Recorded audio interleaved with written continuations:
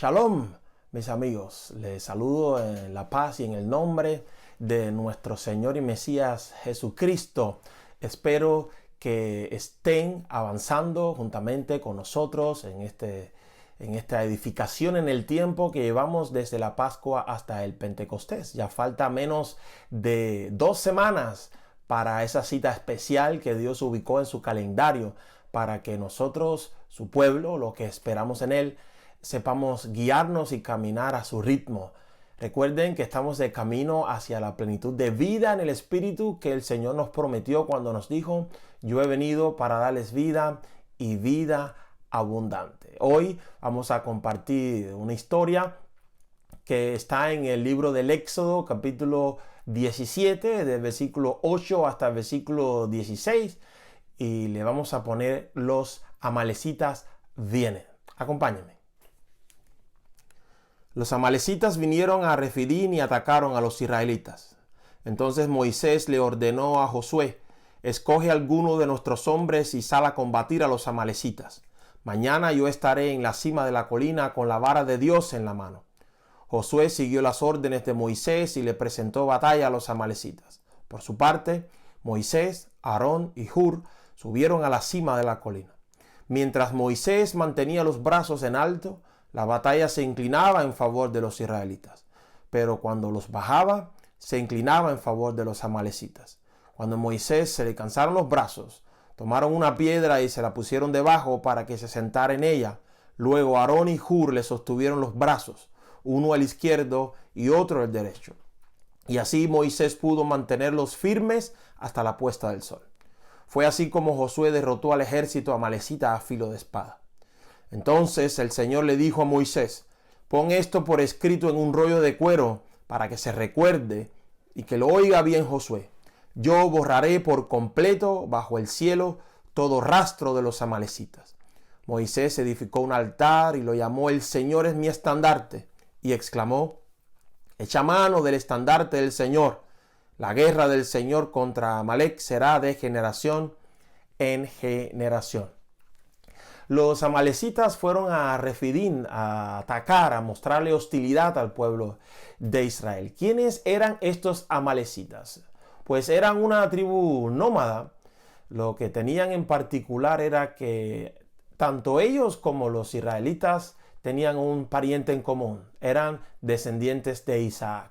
Los amalecitas por la descendencia de Esaú, Israel por la descendencia de Jacob. En el pasado hubo una disputa grande a causa de la bendición de Isaac, y esta disputa dejó grandes rencores que en aquel tiempo todavía estaban vigentes. Los amalecitas se enteraron de que Israel había descubierto una fuente de agua en Refidim y fueron a atacarles para robarles esa bendición, para apartarlos de su camino.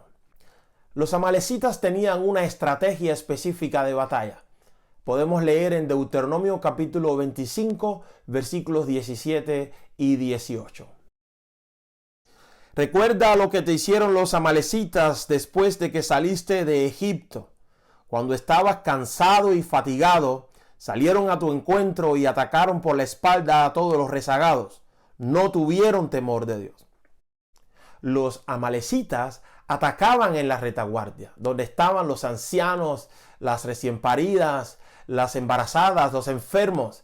Ellos atacaban en la parte más débil de sus enemigos. A diferencia de Israel, que era un pueblo dedicado a la ganadería y a la agricultura, los amalecitas tenían experiencias de guerra. Ellos dominaban la ruta comercial entre Egipto y Arabia y fueron ahí a emboscar a los israelitas. La estrategia que Moisés planteó fue la siguiente. Le dijo a Josué: toma unos hombres y sal a presentar batalla. Yo estaré arriba en la colina y tendré la vara de Dios en mi mano, el testimonio del poder de Dios a favor de su pueblo. Sucedía que mientras Moisés tenía las manos levantadas, la batalla se inclinaba a favor de Israel, pero cuando se cansaba y bajaba los brazos, la batalla se inclinaba a favor de los amalecitas. Esto no era magia, no era algo supersticioso, sino que Dios estaba usando la estratagema, el ataque de los amalecitas para mostrarle a su pueblo algo de suma importancia. Mientras vas avanzando de camino al propósito que he puesto delante de ti, enemigos te saldrán al camino y se te opondrán. Así que Dios le enseñó cómo pelear esa batalla. Número 1. El testimonio de Dios siempre tiene que permanecer en alto. Al parecer, cuando Israel veía que su líder tenía la vara del testimonio en alto, cobraban ánimo. Pero cuando veían que tenía los brazos debajo, se desanimaban, y así sus enemigos aprovechaban ese desánimo para vencerlos en la batalla.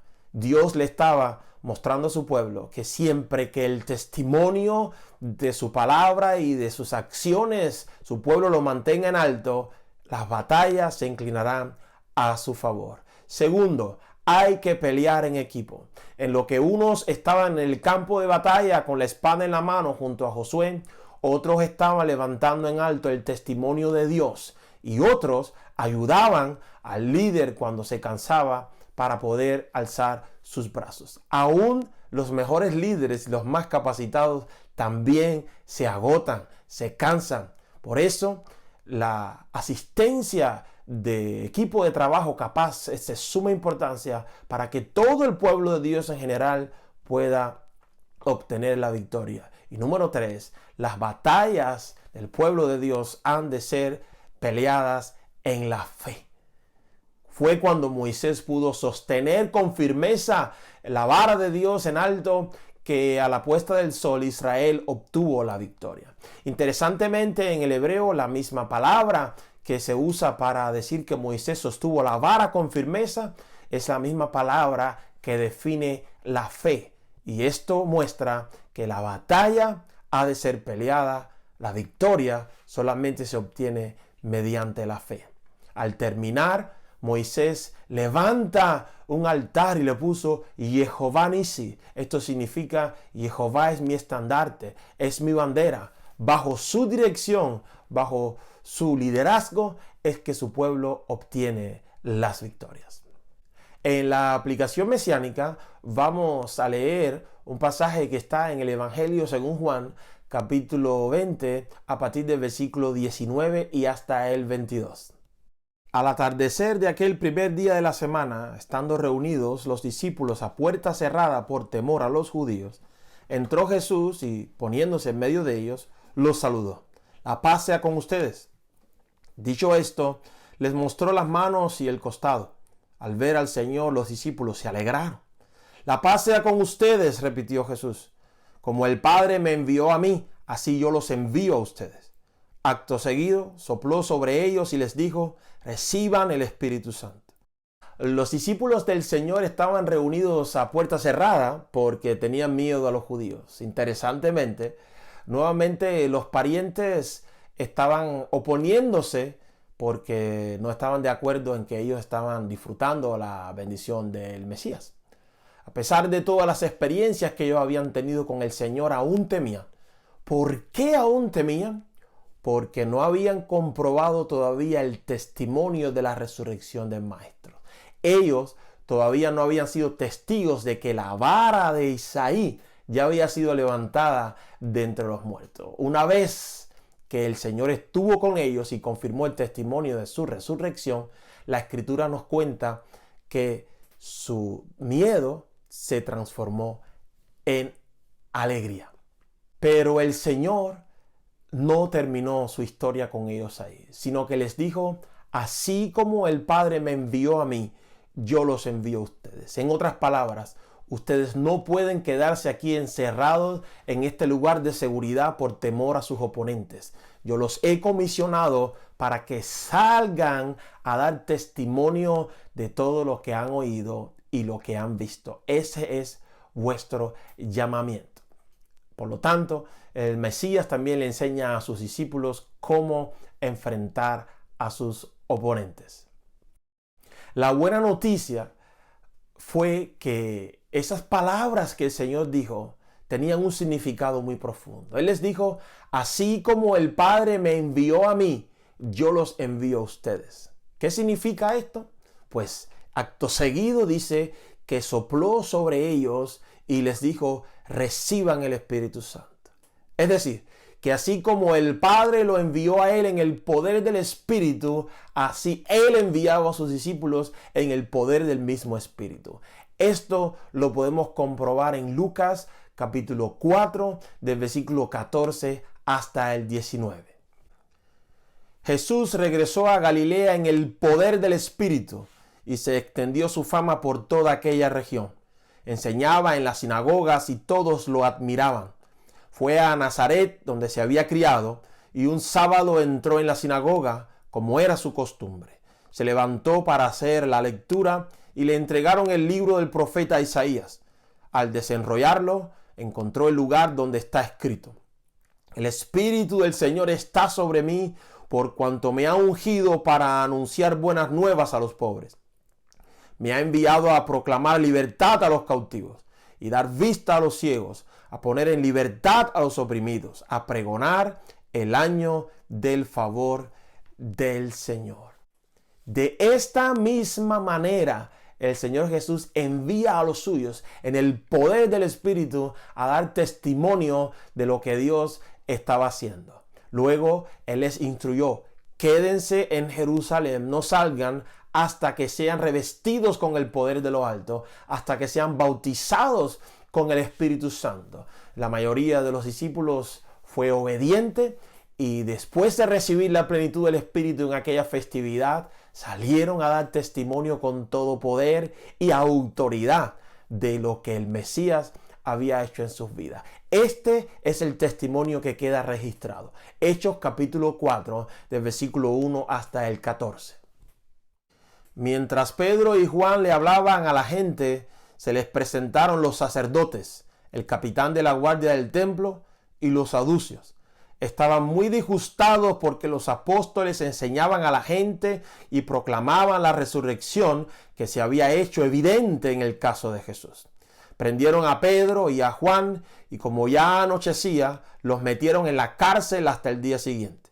Pero muchos de los que oyeron el mensaje creyeron, y el número de estos, contando solo a los hombres, llegaba a unos 5,000. Al día siguiente se reunieron en Jerusalén los gobernantes, los ancianos y los maestros de la ley. Allí estaban el sumo sacerdote Anás, Caifás, Juan, Alejandro y los otros miembros de la familia del sumo sacerdote. Hicieron que Pedro y Juan comparecieran ante ellos y comenzaron a interrogarlos. ¿Con qué poder o en nombre de quién hicieron ustedes esto? Pedro, lleno del Espíritu Santo, les respondió: gobernantes del pueblo y ancianos, hoy se nos procesa por haber favorecido a un inválido y se nos pregunta cómo fue sanado. Sepan, pues, todos ustedes y todo el pueblo de Israel, que este hombre está aquí delante de ustedes, sano gracias al nombre de Jesucristo de Nazaret, crucificado por ustedes, pero resucitado por Dios. Jesucristo es la piedra que desecharon ustedes los constructores y que ha llegado a ser la piedra angular. De hecho, en ninguno otro hay salvación, porque no hay bajo el cielo otro nombre dado a los hombres mediante el cual podamos ser salvos. Los gobernantes, al ver la osadía con que hablaban Pedro y Juan y al darse cuenta de que era gente sin estudios ni preparación, quedaron asombrados y reconocieron que habían estado con Jesús. Además, como vieron que los acompañaba el hombre que había sido sanado, no tenían nada que alegar. Aquellos que antes estaban escondidos, reunidos a puerta cerrada, ahora estaban testificando delante de la élite religiosa de la ciudad, anunciando a toda voz: sepan ustedes y sepa todo el pueblo de Israel que por el poder y el nombre de Jesucristo de Nazaret hacemos lo que hacemos y decimos lo que decimos. Evidentemente, la plenitud del Espíritu había hecho una transformación grande en aquellos hombres y habían ahora, llenos de su poder, salido a levantar el testimonio del Mesías bien en alto. ¿Qué nos quiere enseñar Dios a nosotros en nuestro caminar en el Espíritu? Amados, nosotros también hemos de enfrentar a nuestros oponentes. Hemos también de enfrentar a gente que tratará de detenernos, gente que se pone celosa al ver que la bendición de Dios está sobre nosotros, al ver que conocemos el nombre del Todopoderoso. La Escritura nos instruye a nosotros hoy también que estas batallas han de ser peleadas de una sola manera, y es mediante la fe. No es la capacidad humana, no es la inteligencia del ser humano lo que nos dará la victoria. Esto hay que pelearlo en el Espíritu Santo. ¿Cómo se ve esto en la práctica para nosotros hoy? En primer lugar, hemos de estar convencidos de que los amalecitas también nos saldrán al paso. Los amalecitas de hoy, los actuales, los parientes, los religiosos actuales, nos saldrán al camino para tratar de detenernos mientras avanzamos a la plenitud de vida del Señor, mientras levantamos en alto el testimonio del Mesías. Hemos de ser adiestrados por el Espíritu de Dios para pelear nuestras batallas. Por eso es que nos estamos preparando para, en el ritmo de Dios, alcanzar esa plenitud. Los amalecitas también nos atacarán buscando nuestros lugares débiles, buscando allí donde estamos cansados, buscando allí donde estamos debilitados, para hacernos retroceder, para hacernos dudar, para tratar de evitar que levantemos el testimonio de Dios en alto. Pero es que precisamente para eso estamos en esta tierra. Para eso hemos sido constituidos como real sacerdocio, como nación santa, como pueblo adquirido por Dios, para anunciar las virtudes de aquel que nos sacó de las tinieblas de este mundo a su luz admirable. No podemos permitir que nos limiten, que nos detengan en este caminar. Precisamente para cumplir con este llamamiento es que recibiremos esa plenitud del Espíritu una y otra vez. Por eso, así como el Señor fue enviado a la tierra, así Yeshua nos envía a nosotros mientras estemos peregrinando en esta tierra. Quiero dejarle 4 consejos para pelear estas batallas, para enfrentar a nuestros enemigos de hoy. El primer consejo: hay que levantar el testimonio de Dios en alto. La vara que Moisés levantaba representaba el testimonio de Dios a favor de su pueblo, su obrar sobrenatural sobre sus escogidos. La vara nuestra es la vara, el retoño de Isaí. Es Jesucristo nuestro Mesías, a quien hemos de levantar en alto. Son sus palabras las que hemos de anunciar. Es su justicia, es su verdad, es su santidad, es su poder lo que hemos de anunciar a las naciones. Es su nombre el que hemos de dar a conocer. Segundo, hemos de pelear en unidad. No es cuestión de un solo hombre, no es cuestión de un grupo de líderes. El pueblo de Dios es cuestión de cada uno de los miembros que componen su cuerpo. Para lograrlo, tenemos que ser de un mismo sentir, de un mismo pensar. Tenemos que preocuparnos los unos por los otros. Tenemos que lograr alzar la mirada para no centrarnos solamente en nuestras cuestiones, sino poder mirar y abrir espacio en nuestros corazones para los demás, los hijos de un mismo Padre, los discípulos de un mismo Señor. Tercer consejo: busca la plenitud del Espíritu de Dios. No te conformes con menos. Sé lleno del Espíritu. Continuamente busca que sea menos de nosotros y más de Él. Y cuarto, la batalla es la batalla de la fe. No es la batalla de la capacidad humana. No es la batalla del que más grite. No es la batalla del que más tenga, es la batalla de la fe, es la batalla de mantenernos con firmeza sosteniendo el testimonio de Dios en nuestras vidas y anunciando los 4 vientos, que solamente en el nombre de Jesucristo es que podremos ser salvos. Amados, es la fe la que nos da la victoria. Yo quiero dejarlos con el pasaje que está en Primera de Juan capítulo 5, versículos del 1 al 5. Peleemos la batalla de la fe. Todo el que cree que Jesús es el Cristo ha nacido de Dios, y todo el que ama al Padre ama también a sus hijos. Así, cuando amamos a Dios y cumplimos sus mandamientos, sabemos que amamos a los hijos de Dios. En esto consiste el amor a Dios, en que obedezcamos sus mandamientos, y estos no son difíciles de cumplir. Porque todo el que ha nacido de Dios vence al mundo. Esta es la victoria que vence al mundo, nuestra fe. ¿Quién es el que vence al mundo sino el que cree que Jesús es el Hijo de Dios?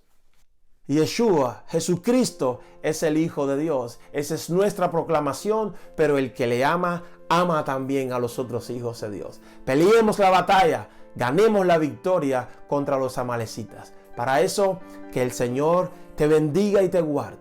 Que el Todopoderoso haga resplandecer su rostro sobre ti y tenga de ti misericordia. Que el Dios de Israel y Padre de nuestro Señor Jesucristo te mire con agrado, alce sobre ti su rostro y ponga en ti su paz. Shalom.